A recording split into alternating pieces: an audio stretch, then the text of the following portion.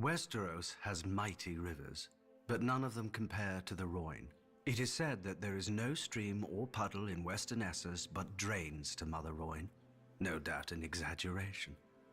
Until one sees the river, at its widest, a man in the center can't see a shore to either side. The greatest of Mother Rhoyne's children were the Rhoyne, a civilization as ancient and grand as old Guise. Fishers, traders, scholars, workers of wood, stone and metal. The Rhoyne raised their elegant cities from the headwaters of the Rhoyne down to her mouth, each lovelier than the last.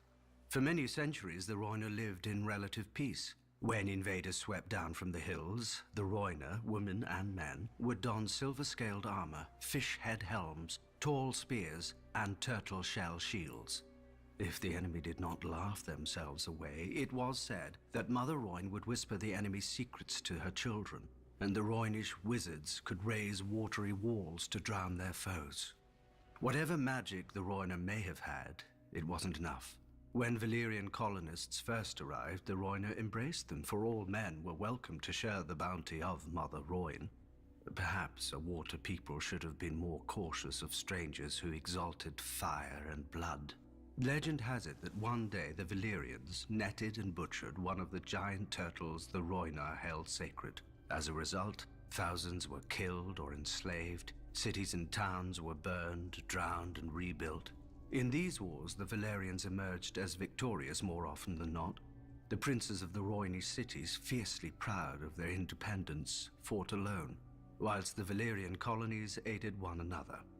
Eventually, the Rhoynish princes ceased their squabbling and united behind Prince Garin, who led the largest army Essos had ever seen against 100,000 Valyrian colonists, 100 war elephants, and 3 dragon lords.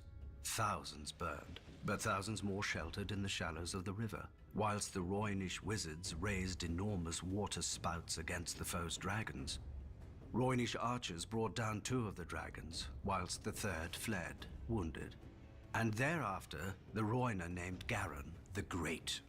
But Mother Valyria proved just as caring as Mother Rhoyne. When Garin the Great marched his army against Volantis, 300 Valyrian dragons descended from the sky.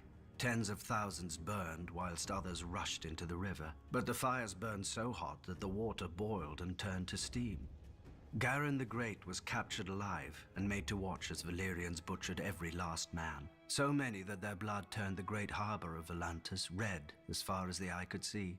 Then they forced Garin to watch as they marched on his own city and enslaved all the women and children his army had left behind. The singers claim that Prince Garin called out Mother Rhoyne to curse the Valyrians, and she in turn flooded the city with foul waters and a damp fog that caused the skin of the Valyrians to harden and crack, and thus was born Grayscale. Fearing a similar fate, another Rhoynish ruler, Princess Nymeria, led her own people into every ship, skiff, and raft they had, and fled Essos.